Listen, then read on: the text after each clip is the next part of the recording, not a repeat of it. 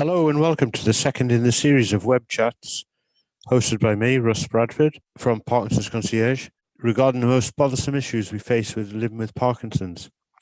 This time around, we deal with pain in Parkinson's.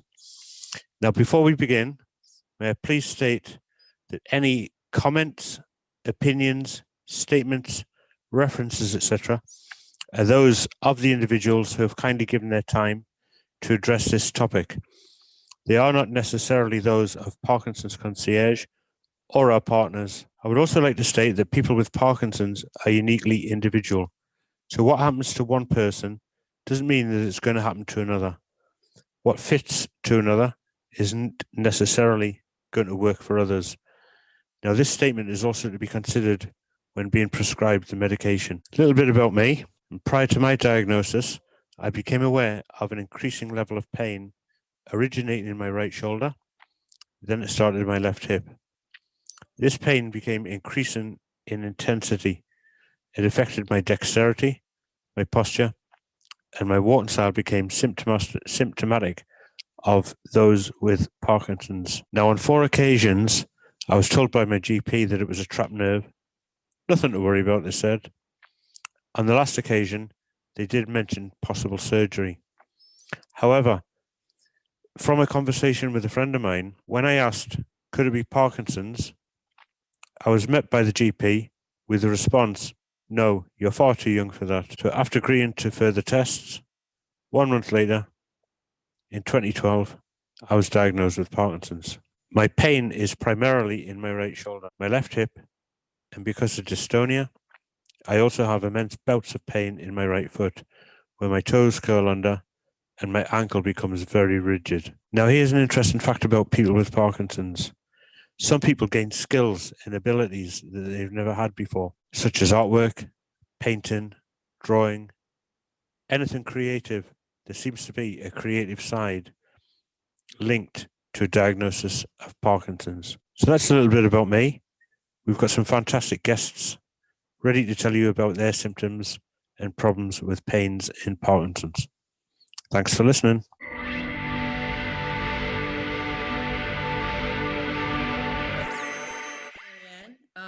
I was diagnosed with Parkinson's in 2014. My pain really only started probably in the last 6 months, 12 months. I've started getting nerve pain in my foot and lower leg. It's also moving across to the right. Since October, I've now got severe pain in my neck and shoulder. I've been to 5 different therapists, including physiotherapist, osteotherapist. Now I've started going to a chiropractor, and so far no one's been able to help with the pain. I thought I was starting to get some relief, and then a week ago it just went back to square one. Yeah, people used to say, and I know another person who has Parkinson's, and he used to tell me about this bad shoulder pain. I didn't know what he was talking about. I do now. I think because the rigidity, I'm starting to get it in my jaw as well. So I just feel like it's attacking me from all sides. It feels like it's taking over my body and my mind. The pain is obviously quite debilitating, and I think it affects your mood, your depression, all that kind of stuff. That's it from me.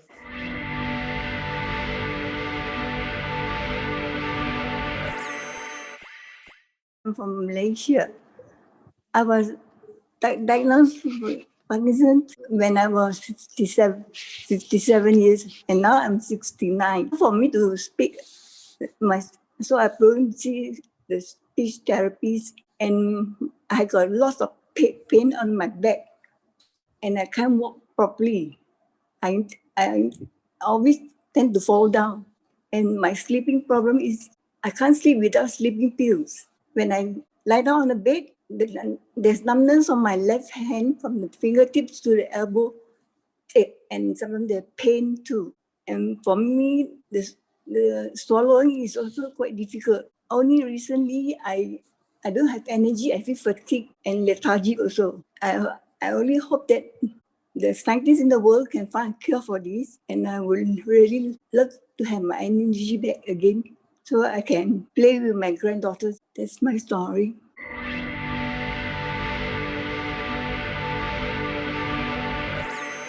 My name is Vicky Dillon. I was diagnosed nearly 17 years ago, and that lady's story really broke my heart. I just feel terrible for her. I can't say that pain is a problem to me now, but it has been in the past, horrendously. But I seem to have kind of worked out why and what it was all down to.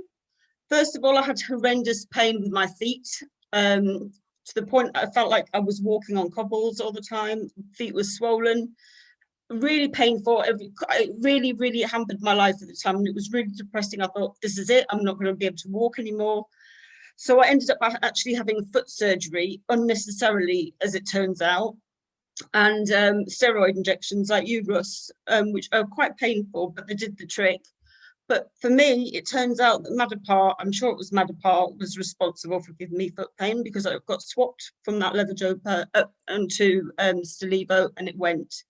Diet also is a huge issue with me, and what I eat makes me either have pain or not pain. I'm very food sensitive, so dairy, gluten, and what else? Sugar make my feet especially really like misshapen and swollen and painful, and all my joints are really affected then. So I have to kind of do keto, which is hard for me because I'm a total sugar fiend. And dystonia as well. Dystonia was in the early days, which I only got dystonia after my surgery for GDNF. And I used to get off dystonia in my left leg and then on dystonia in my right leg. So the two dystonias were completely different. And when I first got dystonia, I used to literally go hysterical. And whoever was in the house with me would have to bend my foot back the opposite way as far as they could. It was like it was going to snap. And I would lose the plot. I would literally go hysterical. Luckily, that's not really a problem anymore. I don't know why. It's just doesn't really happen too much anymore. But when it does, I kind of know that if I panic, which I did used to, that's the worst thing. So you know, when you're in labour, well, you won't, Ross, some of you others won't, but you know, when you have to have the pain that you have to kind of go into yourself and breathe, that's what I have to do with dystonia, and I can make it go away pretty quick. The other thing is I've had chiropractic help since July, and have been adjusted twice a week. It's been a really expensive kind of therapy, but worth its weight in gold. She's kind of changed the way I walk, the way I stand, and it's evidence on the scan. It's not just, you know, airy-fairy and whatever. It really does work. So for me, pain is so misunderstood by the medical profession. All they do is chuck more pills at us, and the pain pathways often, you know, are not the reasons they think we've got pain are not the reasons we've got pain, if you know what I mean. So there needs to be more research and more understanding by the medics into how to treat our pain, definitely. But for everyone else, I would say look at your diet, look at your side effects of your drugs, because often the things that we put on make us worse, not better. And that's me.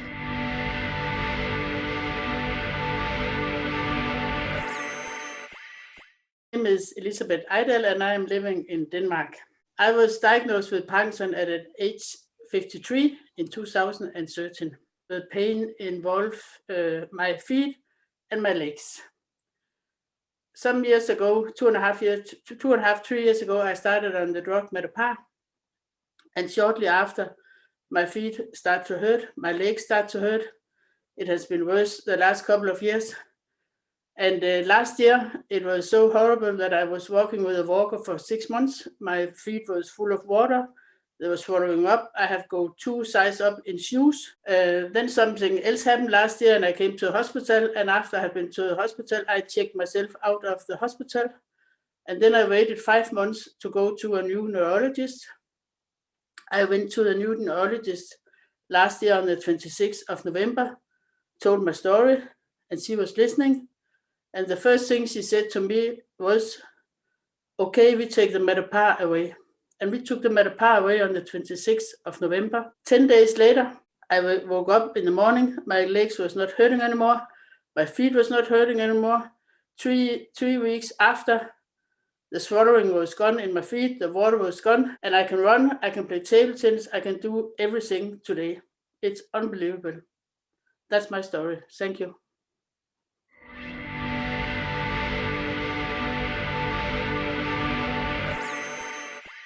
Hello, my name is Gaynor Edwards. I was diagnosed at the age of 42 in 2012. My pain symptoms actually started as presenting symptoms, which was what appeared to be a frozen shoulder and also some dystonia, but the frozen shoulder was massively painful. I know a lot of people end up having operations or injections because of it, because it just looks like a frozen shoulder, and young onset are too young to be considered to have Parkinson's a lot of the time, so it gets missed or misunderstood. My main pain problem here, as two of my colleagues on the panel have already said, I think it's a side effect. I think it may well be caused by Madapar, based on their information and their own experiences. It makes your feet, and the bottoms of your feet especially, it feels like you're walking on stones, and the backs of your legs, your calves, really, really painful. So in the morning, I'm very rigid coming down the stairs.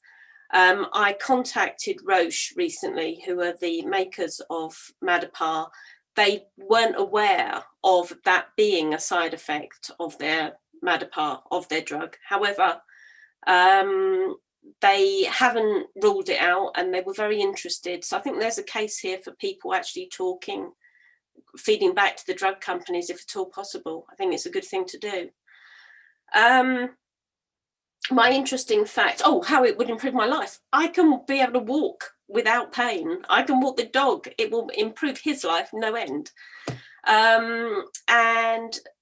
Interesting fact about Parkinson's, the generic drugs, generic version of Sinemet, if you go from one generic to another or then go to Sinemet, your active ingredients can differ wildly. Basically, it's like they just make it in a big old Kenwood chef. So don't think it's the same, because actually it probably won't be the same volume of active ingredient. Is that an interesting fact? Not sure, hopefully.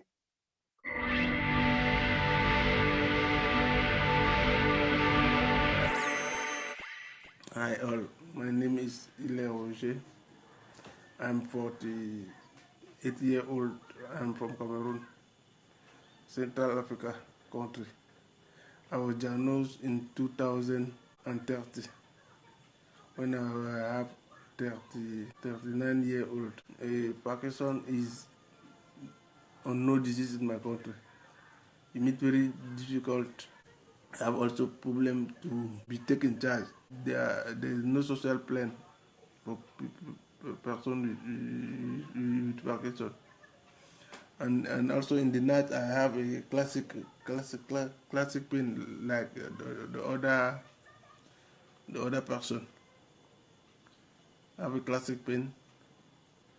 I have a pain on the leg, a problem of a change position of into the night, turning on your bed. The problem of using toilet, because my toilet is traditional toilet. You must be in your knee to use toilet. That's very difficult to somebody who has Parkinson. Then I cannot propose the solution of that, because I don't know where I must begin to propose solution. I'm just fighting, and my level of resistance. Thank you, and God bless you.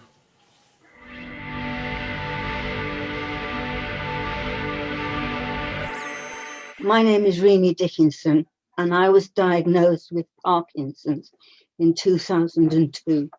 It came as a bit of a shock to me because I'd already been diagnosed in '86 with MS. and I hadn't seen a specialist from '86 until just before I was diagnosed with Parkinson's. The Parkinson's causes me pain because I have a problem with my back, and I had a back operation because the lower lumbar bones are falling apart. So they did this operation, which was fabulous because everything worked really well, no pain. And then the pain started to come back, and it hits the sciatic nerve and goes all the way down the leg. And my feet, I can't feel very much at all. And I can stamp my feet and not feel very much. The sciatic pain is excruciating. I have a regime of, first of all, I start to breathe properly and do some yoga breathing. Then I try and do some walking because that helps. I also have some spray stuff, some biofreeze, which you can spray on the part that's particularly painful, and that helps. Then I've got some painkillers. And if the worst case comes to the worst, I've got morphine. But the morphine worries me because it's, I always feel it's quite a dangerous drug. So we try to do things to stop it getting to that point. Because at that point, I'm in screaming agony and I can't move myself. But if somebody else moves my limb, it's not so painful. And it means that my walking is very bad. And I stoop a lot more than I have ever done. And that makes it very difficult for me to get around. So I normally use a wheelchair. Well, as I'm the fundraiser for Parkinson's Harrogate, I go to live music events and make sure that they've all got wheelchair access for me to be able to get in and get it all done and dusted. And we raise the money. I find that people are very understanding about the situation that I'm in. Once they've got over the shock, people are always shocked to know that somebody has got Parkinson's, because first of all, they don't know much about Parkinson's. And they're very surprised that I'm not a doddery old person carrying a cup and saucer that is falling all over the place. And that I get up and I will stand and make a speech and will crack a joke given the opportunity. And that I'm very, very determined to do everything I feasibly can to help people locally with Parkinson's, because I think it's so misunderstood. And the effect it has on your life is absolutely devastating. And I don't think people realize that. And I'm quite determined to do as much as I can to help people with Parkinson's and help people understand what it's all about. And I shall continue to fundraise and get publicity locally to help our cause.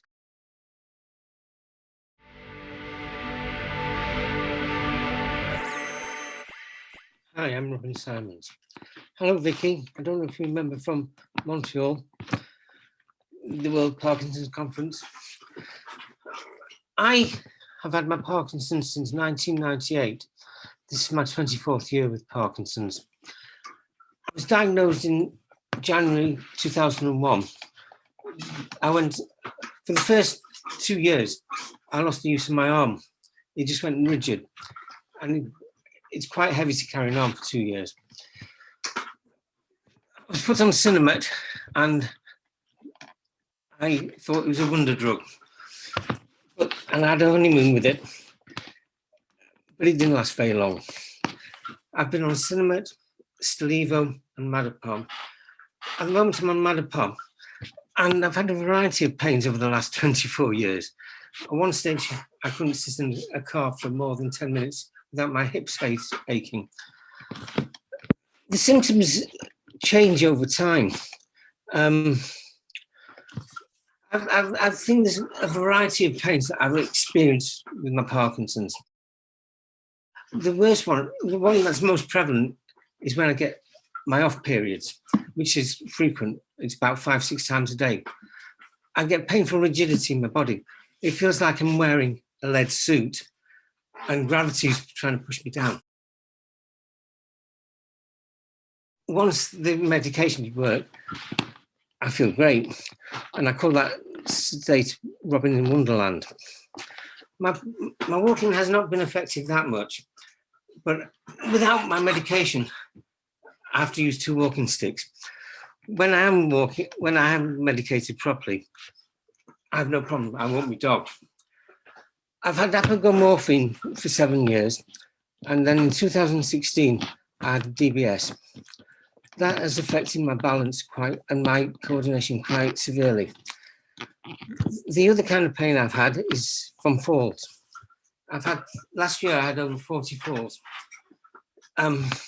Fortunately, they weren't too painful. I had a fall in 2016 where I lost my balance and I went headfirst into a tree and I fractured my skull and ripped my nose off. I ended up having 6 surgeries to sort that one out. And I've got a really good Harry Potter scar on my head. And then in 2019, I was coming out in the bathroom, my legs froze, and I shattered the humerus of my right shoulder. I ended up having 2 surgeries, and I've got a plate with 11 nails holding that together. Fortunately, I made a good recovery from that, but I had a constant pain for a year. Couldn't sleep at night for more than an hour or 2. I've learned, for me, pain's such a subjective thing. I mean, there's the dull aches from rigidity, but there's also the trauma from having acute pain. I used to use a lot of opiate medication, but I don't use hardly any medication anymore. I try to use focus of attention. If I'm having an off period or I'm in pain, rather than sit there and do nothing, I try and do something with it. I'll either empty the dishwasher very slowly, or I'll try and sweep the floor, or I'll do some writing. I find that focusing my attention elsewhere helps me get through the pain. And I'd rather not wait for the kettle to boil while the painkillers or the off period ends. My interesting fact, I walk better when I'm walking my dog than when I'm on my own. He stabilizes me and he anchors me. Thank you.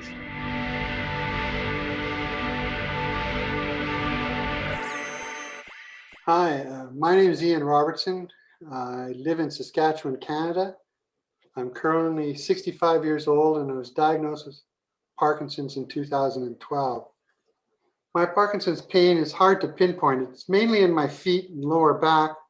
However, it seems to be wherever any muscles or ligaments attached to a joint or a digit. My toes, my ankles, my knees, my hips, my fingers, my wrists, elbows, all have some sort of pain. And that pain sort of weakens my muscle strength. And this causes me to have a lot of fatigue and apathy. However, like Robin was saying, I find that motion is lotion, and I have to decide to fight through the pain and apathy. So I have to say no to the no urges and yes to life. Not an idle life, but an active life. An interesting fact about my Parkinson's is that since my diagnosis, I have found there are 4 words in the English language that fill me with either fear or excitement. And those 4 words are, Grandpa, let's go play. I'll leave you with the following. While living a good life with Parkinson's may be hard, it doesn't mean it's impossible.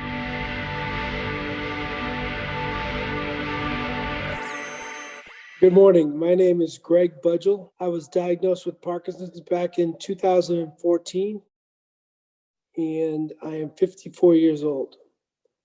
When it comes to pain is all relative to me because the type of Parkinson's that I have in my body is mostly dystonia on the left side of my body and tremors on the right side of my body. I had a DBS unit implanted in 2016, and the DBS unit is a constant adjustment on up and down all the time, constantly changing it, moving it to try and get my body to work the way I want it to work during my on times with my medication, my off times with my medication. Rigidity obviously is a big component of the dystonia side of things, where it feels as if your body is a constant Charlie horse 24 hours a day, 7 days a week. I've been on medications from gabamine to every kind of possible pain medication you can come up with. I've had injections in my neck, injections in my back. And I will tell you, it's difficult, but like a lot of the folks have said on this panel, it's not a, Parkinson's is not a death sentence, it's a life sentence. And what you make of that life sentence is up to everybody as best as you can make it. And obviously to have the pain go away would be ideal. At any level would be ideal. And that's my story.